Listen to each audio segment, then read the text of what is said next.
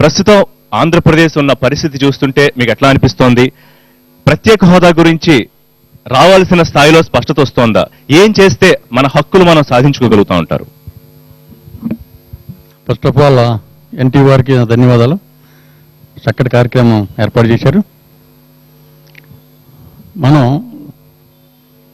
Before bifurcation ఆంధ్రప్రదేశ్లో ఏ ప్రజలు bifurcation కావాలని అడగలేదు. అయినప్పటికీ ఫోర్స్ఫుల్గా బైఫర్కేట్ చేశారు కాబట్టి ఆంధ్రప్రదేశ్కి రావాల్సిన అన్నీ ఇచ్చే బాధ్యత సెంట్రల్ గవర్నమెంట్ది. వారు at the time of bifurcation చాలా ప్రామిస్ చేశారు. పోలవరం ప్రాజెక్ట్ మేము కంప్లీట్ చేస్తాం, all premier institutes, NITs, central universities, AIIMS and other IIMs అన్నీ మనకి ఇస్తా అన్నారు. వారు అనౌన్స్ చేశారు. రీఆర్గనైజేషన్ కమిటీలో మిగతా క్యాపిటల్కి కావాల్సిన వసతులను ఏర్పాటు చేస్తా అన్నారు. ఇవన్నీ ప్రామిస్ చేశారు. అయినప్పటికీ ఆ తర్వాత కొత్త గవర్నమెంట్ వచ్చింది. కారణాలు మరి ఎవరికి తెలియవు. మనకి ఆంధ్రప్రదేశ్కి రావాల్సిన ప్రామిస్ చేసినవన్నీ ఇంతవరకు రాలేదు. ఫర్ ఎగ్జాంపుల్ కొన్ని గిరిజన యూనివర్సిటీ ఉంది, దానికి 1 crore rupees అలాట్ చేశారు. It request badly few thousand crores per university. అట్లాగే సెంట్రల్ యూనివర్సిటీకి చాలా నిధులు తక్కువ ఇచ్చారు. మన క్యాపిటల్కి అందులో అలొకేషన్ చేయలేవు.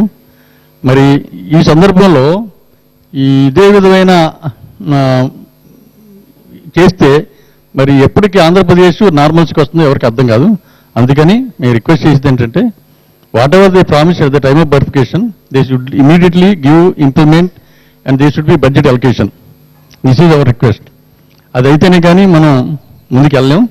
మరి పోలవరం ప్రాజెక్ట్ 100 crores ఇచ్చారు. It request thousands of crores. 100 crores ఇచ్చుకుంటూ పోతే అది ఎప్పటికీ అవ్వదు, చాలా అన్యాయం అవుతుంది. అందుకని ఈ అన్యాయం చేయకుండా మనం సఫరర్స్ కాబట్టి మనకు రావాల్సిన అన్ని ఇచ్చే బాధ్యత సెంట్రల్ గవర్నమెంట్ది. At least now they should reconsider to give all everything what we want so that will come out of the bad situation. Thank you. Right అండి. ఇంకా సొల్యూషన్ గురించి మనం డీటెయిల్గా డిస్కస్ చేద్దామండి. Thank you. బండారు సత్యనారాయణ మూర్తి గారు, మీకు స్ట్రైట్ క్వశ్చన్ అండి. మీరు బీజేపీకి ఎప్పటి నుంచి మిత్రపక్షంగా ఉన్నారు? అలాగే చంద్రబాబు నాయుడు గారికి మిగతా రాష్ట్రాల నాయకులకు కానీ లేదంటే పార్టీలకు కానీ లేని చనువు ఉంది నరేంద్ర మోడీ గారి దగ్గర. అంటే ఇంకా అడిగి సాధించుకుందాం అనేలోనే ఉంటున్నారు. అంటే కేవలం మాటల ద్వారా ఇది సాధ్యమైన విజ్ఞప్తుల ద్వారా? నాకైతే ఇది సాధ్యం కాదమ్మా. దేనికైనా రాజకీయ ప్రక్రియ కావాలా. ముందుగా మీ ఎన్టీ వారికి మా ఆంధ్రప్రదేశ్ ప్రధానికం తరపున ధన్యవాదాలు తెలియపరుస్తున్నాను. ఎందుకంటే ఇందాకే ఓపెనింగ్ అడ్రస్లోనే ఋషి గారు చెప్పారు, ఇక్కడ తరుణం కాదు రాజకీయ పార్టీలు విమర్శించుకునే తరుణం కాదని. అది కూడా వాస్తవం. ఇప్పుడు మేము విమర్శించుకొని గతాన్ని తెచ్చుకొని పోస్ట్ మార్టం చేసే కంటే కోమాలో ఉన్న బాడీని రిస్టోర్ చేసుకునే పరిస్థితులు మేము ఉన్నాం ఇప్పుడు. అంచేత ఈ పరిస్థితిలో విభజన బిల్లులో ఏవైతే పొందుపరిచారో అమలు చేయించుకోవాల్సిన బాధ్యత ప్రధానంగా మాకుంది.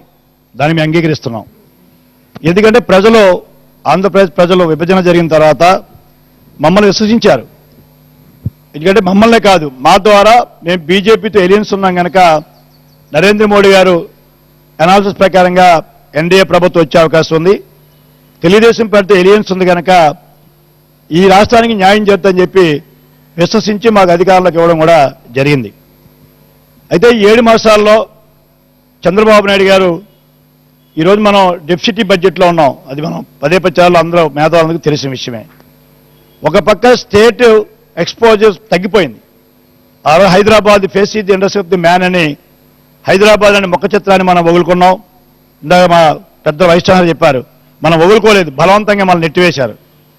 నెట్టివేసిన తరుణంలో ప్రత్యామ్నాయ ఆల్టర్నేటివ్గా చెన్నైలాగో, కలకట్టాలో, బెంగళూరు లాగో, లేకపోతే బాంబే లాగో మనం కూడా క్యాపిటల్ ఇన్వెస్ట్ చేసుకోవాలని చెప్పి ఒక పక్క ప్రయత్నం చేస్తూ, ఒక పక్క ఇన్వెస్టర్స్ కూడా మనం అట్రాక్ట్ చేయవలసిన ఆవశ్యకత ఉంది.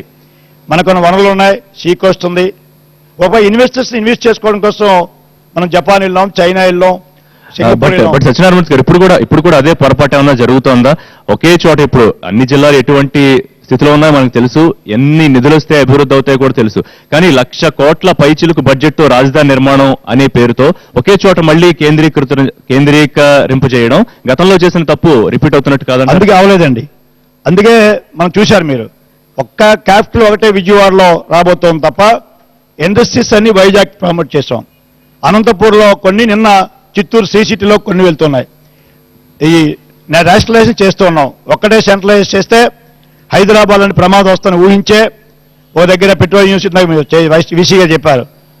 వైజాగ్లో ఐఐఎం అయితే, తిరుపతిలో ఐఐటి అయితే, అలాగే అగ్రికల్చర్ యూనివర్సిటీ బాపట్ల అయితే, అనంతపూర్లో ఐఐటి ఇలాగా ఐఐఎం అయితే, ఒక్కొక్క ఇన్స్టిట్యూషన్ ఒక్కొక్క ఇండస్ట్రీ ఒక్కొక్కసారి రాబోతోంది. పోర్ట్లు కూడా రేషన్లు కాబోతున్నాయి.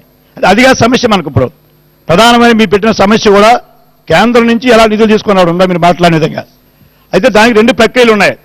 స్వతహాగా అది ఇన్బ్యాలెన్స్, ఏమంటుంది, కూటమి ఉన్న గవర్నమెంట్ అయితే గతంలో యూపీఏ 1, యూపీఏ 2, గతంలో వాజ్పేయి ఉన్నప్పుడు ఎన్డీఏ, ఆ రోజుల్లో ప్రాంతీయ పార్టీల తాలూకా మనుగడతోటే మద్దతుతోటే మనుగడ సాధించేవారు. వీరు అదృష్టం నరేంద్ర మోడీ అదృష్టం అంటే అది భారతదేశం అదృష్టమే. 2/3 మెజార్టీ వచ్చింది క్లియర్గా.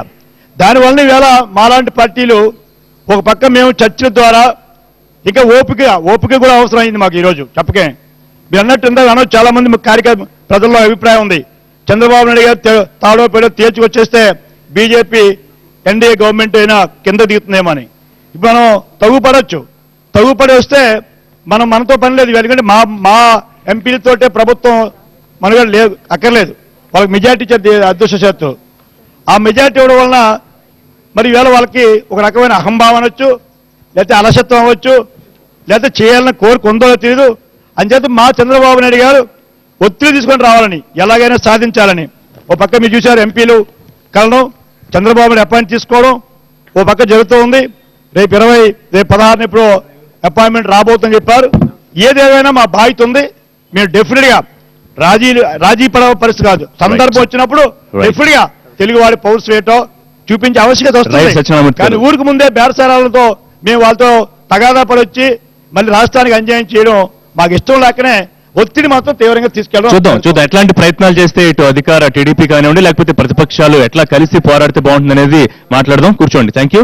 ఇప్పుడే మన డిబేట్ లో పార్టిసిపేట్ చేయడానికి మనతో జాయిన్ అయ్యారు పసుపులేటి బాలరాజు గారు, మాజీ మంత్రి, డీసీసీ ప్రెసిడెంట్. నమస్కారం అండి. అలాగే పృథ్వీరాజ్ గారు, బీజేపీ లీడర్ కూడా జాయిన్ అయ్యారు.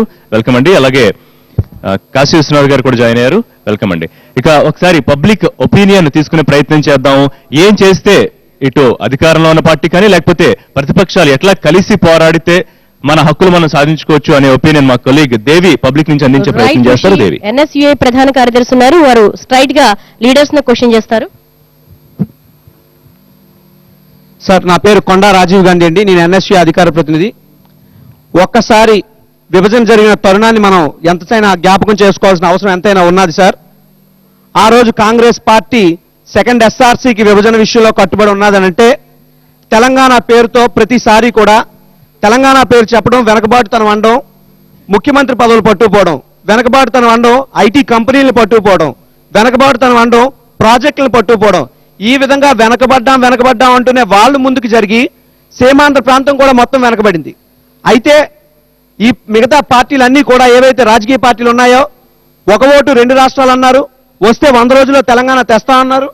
ప్రెసెంట్ ఇప్పుడున్న సిచ్యువేషన్ గురించి మాట్లాడదామండి. ఓకే సార్, ఇప్పుడున్న సిచ్యువేషన్ తీసుకున్నట్టయితే మన పునర్వ్యవస్థీకరణ చట్టంలో కాంగ్రెస్ పార్టీ కానివ్వండి, ఆ రోజు ఉన్నటువంటి ప్రభుత్వం రాష్ట్రానికి ప్రత్యేక హోదా ఉండాలని, అలాగే ఉత్తరాంధ్రకి ప్రత్యేక ప్యాకేజీ అని, రాయలసీమకు ప్రత్యేక ప్యాకేజీ అని, ట్రైబల్ యూనివర్సిటీలని, ఐఐఎంలని, ఐఐటీలని ఇవన్నీ కూడా పొందుపరిచారు. ఆ రోజు 5 ఏళ్ళు కాదు 10 ఏళ్ళు కావాలని చెప్పి ఇదే వెంకయ్యనాయుడు గారు, ఆ రోజు సుష్మా స్వరాజ్ గారు మాట్లాడారు. మరి ఈ రోజు వాళ్ళ గొంతు ఎందుకు మోగపోయిందని మేము అడుగుతా ఉన్నాం. వారు ఎందుకు మౌనమునుల్లా ప్రవర్తిస్తున్నారని మేము అడుగుతా ఉన్నాం. మోడీ గారు, నరేంద్ర మోడీ గారు ఈరోజు మేడిపండు చూడు మేలుమయుండు, పొట్ట విప్పి చూడు పురుగులుండు అని చదువుకునే వాళ్ళం.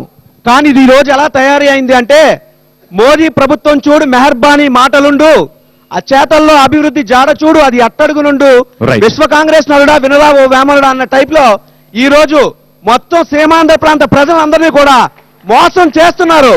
ఇప్పటికైనా మీరు మేల్కొని మాకు ఈ రోజు ఈ ప్రత్యేక ప్యాకేజీ, ప్రత్యేక హోదా కానీ లేకపోతే పునర్వ్యవస్థీకరణ చట్టంలో ఏవైతే పెట్టామో అవి కానీ అమలు జరపకపోతే మాత్రం ఈ తరుణం నుండి సమైక్యాంధ్ర ఉద్యమం కన్నా ఉవ్వెత్తున ఉద్యమం లేవదీయడానికి ఆంధ్ర యూనివర్సిటీ ఉన్నామని తెలియజేస్తున్నాను. Thank you.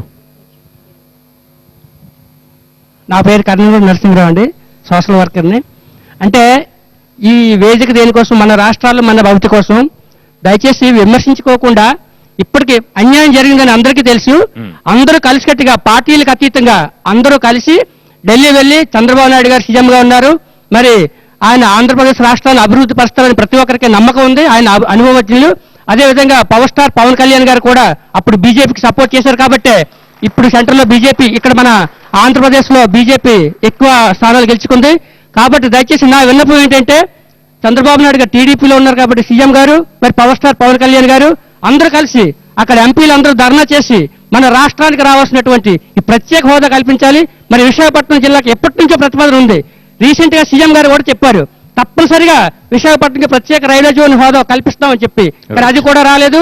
చాలా అన్యాయం జరిగింది. వీటన్నిటికీ కూడా కలిసికట్టుగా మరి ఎమ్మెల్యేలు, ఎంపీలు, మినిస్టర్లు అంతా కలిసి అక్కడ స్టేట్ లో మరి ఒత్తిడి తీసుకొచ్చి మన హక్కులు సాధించుకోవాలని మనస్ఫూర్తిగా కోరుకుంటున్నాను.